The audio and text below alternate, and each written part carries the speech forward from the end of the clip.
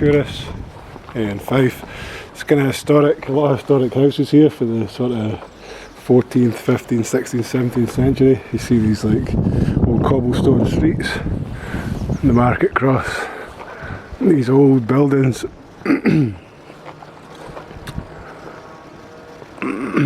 They all remind me like houses you see in films about like the witchcraft era.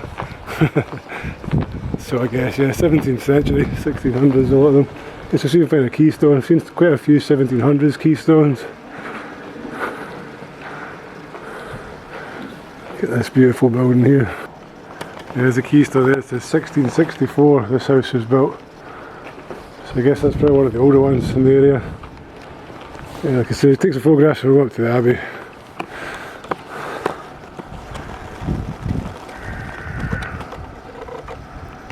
Another keystone with 1669. Getting a bit of an echo. Don't know what's behind that, but it's creating a strange echo there. The shoemaker's house. Wow. A house from 1673. You see, see just up here the Abbey. We're heading up to the Abbey just now.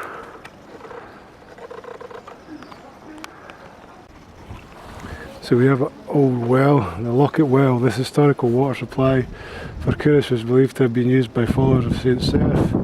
Fed by a stream from higher ground and filling a cistern behind the wall, the water flow was controlled by a lever that could be locked, hence the name Locket Well.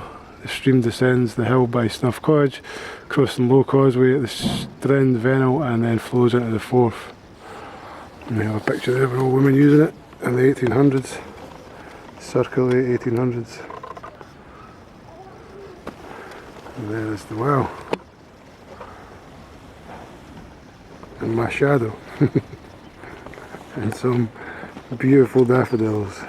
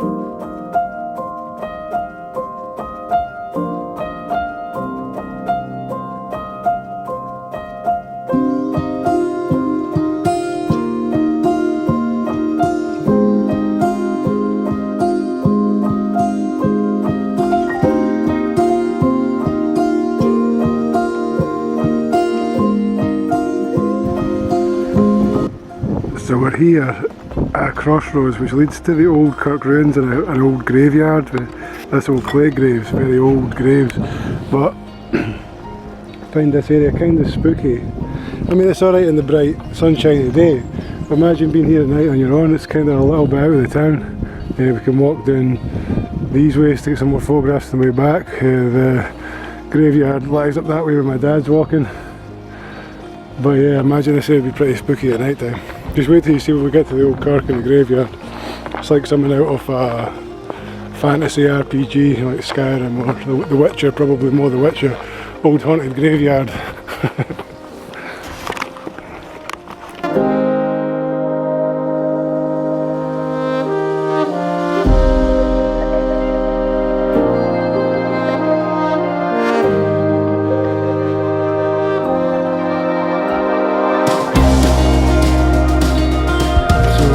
Here we are at the end of the path that we started with the crossroads. A beautiful blue sky day in March, and we're walking to the West Kirk churchyard, or the ruins of the West Kirk churchyard. Yeah, I guess I could read this. Westcott was the original parish church for Culross and Kincardine from the early 12th century until after the Reformation, when the status was transferred to Culross Abbey, which we'll be going to after this. Locating the church on the main moor road between the two places was a logical choice, but it still meant that on their only day off work, many of the parishioners, miners, salt panners, labourers and their families had to walk more than 3 miles to church. We had to stand or kneel for the whole service. Many famous people are buried in its fascinating graveyard, and there are numerous interesting gravestones, many carved with funeral images and dating from the 17th century. Yeah, like I say, a lot of the buildings that we've already passed, 17th century seems to be the heyday a lot of this was built. You see what I mean? It looks like a location for the Witcher game. This 1930. Let's see if we find some of the famous graves, I guess. We're going to have a look at this building over here and this little crypt over here. So imagine in the 12th century you're walking to church. You have to walk 3 miles to come to this old building, which I'd be very surprised if it doesn't have its fair share of ghosts. I mean, what is 800 years old, something like this? But it's cool that they let you wander about in it. Let's have a look at these graves over here. These probably be some of the oldest ones, I guess. You can tell just by the stonework that they've been here a long time. This one's hard to see in the sun, it's like glinting. I'm seeing 1820 there. These ones are so old, I don't think we're even going to make out the dates on them. Yeah, very old. I feel weird standing on them because I guess there's people buried under here and have been for a very long time. Take some photographs. Got another group of sightseers coming, so I'm going to nip in here quickly, get some footage in here before they turn up. Wow, look at this. Look at this part of a tree. I guess they cut it down. I don't think it's grown anymore because, yeah, it would have been cool to see a tree grown out of the church, but then eventually it's going to take the wall down. So I guess they cut it down. I don't know if it's grown back, ivy and everything. Looks nice though.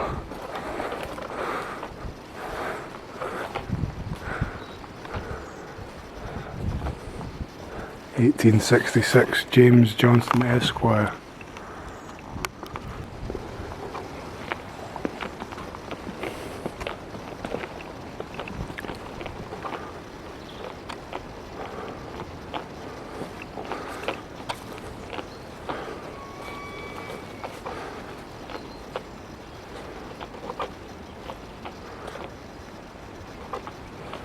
This is the creepy old Mausoleum Church over that side.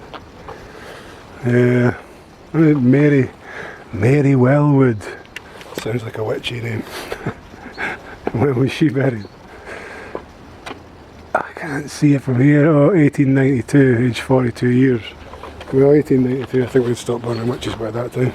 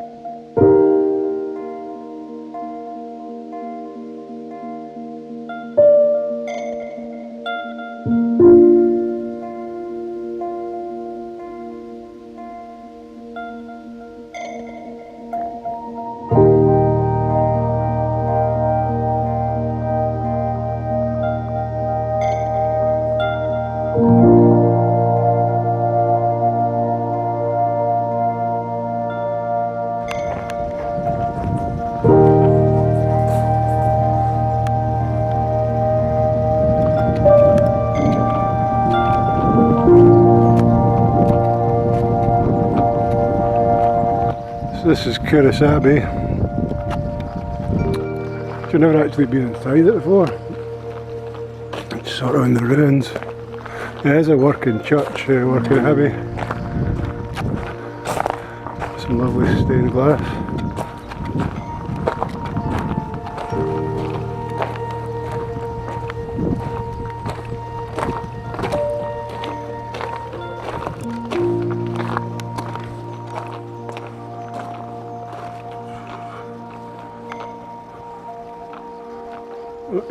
this part is like an old mausoleum.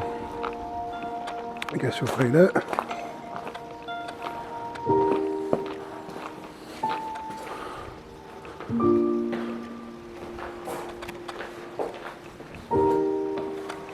It looks like it's just a stone thing. Yeah, there's no thing there's anybody buried here. It's a nice impressive piece of architecture. Look at all this. Vaulted archways. Again, impressive. It looks like the ruined part of the abbey is closed. During a condition check, we identified a potential risk of danger from fall masonry that needs to be explored further. The monument's closed where we undertake further detailed examination and remedial works. Explore the ruins for the gate to your right where the monks and lay brothers ate and slept. Then climb the hill to your left to visit the parish church, passing the wall of the long-lost nave built in the early 1200s. The old abbey church fell into disuse after the Protestant Reformation of 1560. Much of it survives within the parish church, which is not in the care of Historic Scotland. It includes the original west door, which was moved to the tower in about 1500. Inside the spectacular tomb of pioneer industrialist Sir George Bruce. Vaulted passage in the west range. The west door to the tower of the abbey. Children of Sir George. It's like I said, I've never been in. We can still kind of get some photographs. I guess I could show you over the wall as we walk around this way. I guess it's, yeah, it's dangerous. Yeah, there is a lot of old stonework. I can see how, you know, if you go around this way, I'll show you. There's a bit that you can climb up, which could be that where the potential danger lies there. You see, like, yeah, the vaulted archway. It looks kind of, it's very old. I guess I'll zoom in so you can see it. But I guess that could be, somewhere in there could be potentially dangerous. It's already kind of there, you've got to climb up that stair to get into the area. There's another area around there where it could be. But I guess you still sort of see, you're not really missing much. You can still see the ruins, you still get photographs.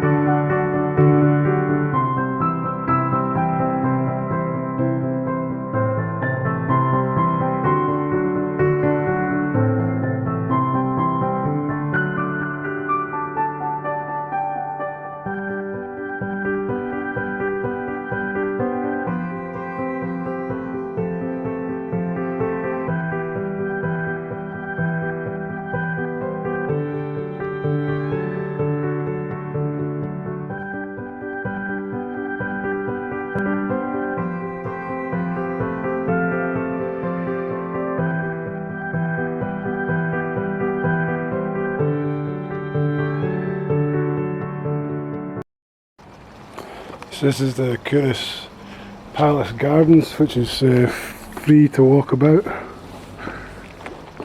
Not like the palace, which is closed right now. I think you have to pay to get into the palace. But these lovely gardens are free to just roam. There's another area up there. We're going to go and walk up there after take some photographs. So I'm just noticing that the path here is all made of seashells. Thousands and thousands of seashells.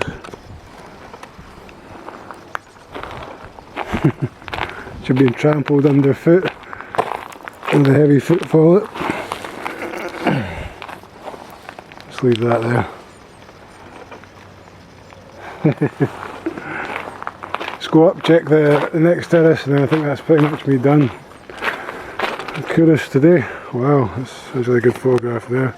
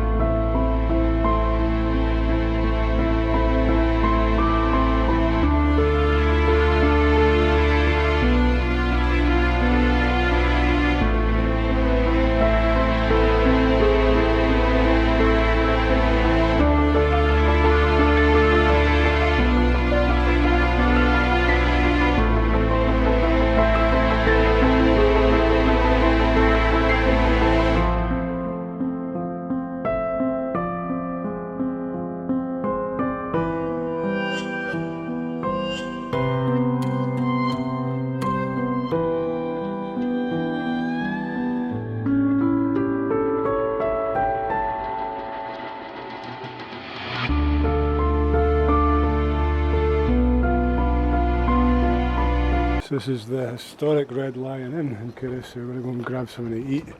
Originally a merchant's house, the building dates back to circa 1570, 1640. In 1746 it was purchased by Isabel Drysdale, Vintner. By the mid-1700s there were 11 alehouses and several breweries serving the 1,695 strong Culross population. In Culross Abbey, memorial plaques commemorating financial bequests of two former maltsters, George Law and Robert Bloch, can be seen. By 1885, only two alehouses remained. In 1907, the Red Lion Inn became part of a chain of Gothenburg pubs, a temperance movement found in eastern Scotland's mining communities.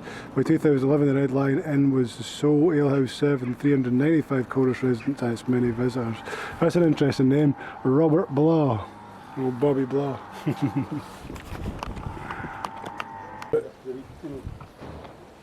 Turns out the Red Lion's too busy, we'd have to wait half an hour for a table, so we're going to go find a cafe or something to get a cup of tea, maybe some soup, some food to review. I bet the sun's right in you guys' face. Wow, look at that car.